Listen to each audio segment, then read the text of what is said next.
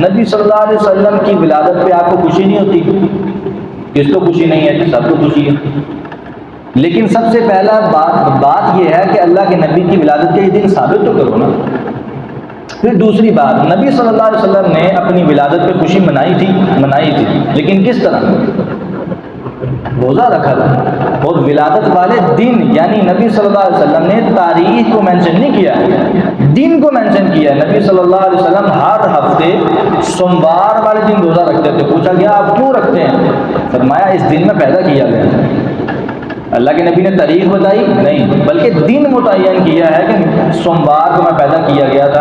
اگر کسی کو زیادہ خوشی ہے وہ سوموار کا دن روزہ رکھے، سال بعد نہیں، ہر ہفتے رکھے. پتہ لگے کتنے کو محبت ہے اللہ کے نبی کی طرف. اور الحمدللہ ثم الحمدللہ اہل الحدیث یا جو اہل السنہ ہے، جو صحیح اہل السنہ ہے، وہ ہر سوموار کو روزہ رکھتے ہیں نفلی، جن کو صحیح اللہ کے نبی سے محبت ہے.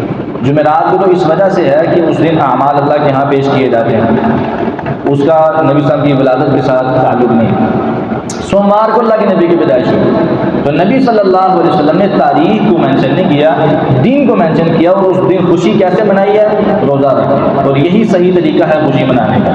اس کے علاوہ جتنی بھی خرافات ہیں، جتنی بھی ساری کی ساری رسم و رواج، یہ سارے عیسائیوں کے ساتھ مشابہت رکھنے والی چیزیں ہیں. مسلمانوں کا اس کے ساتھ کوئی تعلق نہیں. عیسائی کیا کرتے ہیں؟ ہر سال بعد حضرت عیسیٰ کی ولادت کا جشن مناتے ہیں، یہ ان کے ساتھ مشابہت ہے. تو نبی علیہ السلام نے فرمایا تھا من تشبہ بقوم فہو منہم، جو بندہ کسی قوم کے ساتھ مشابہت کسی بھی صورت میں اختیار کرے گا وہ بندہ انہی میں سے شمار کیا جائے گا.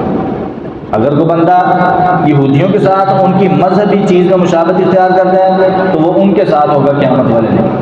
اگر کوئی عیسائیوں کے ساتھ رکھتا ہے تو وہ ان کے ساتھ ہوگا. اس لیے ہمیں چاہیے کہ مسلمانوں والی چیزوں کو اپنائیں اور صحابہ کرام کے ساتھ مشابہت اختیار کرنے کی کوشش کریں، نہ کہ عیسائیوں اور یہودیوں کے ساتھ. تو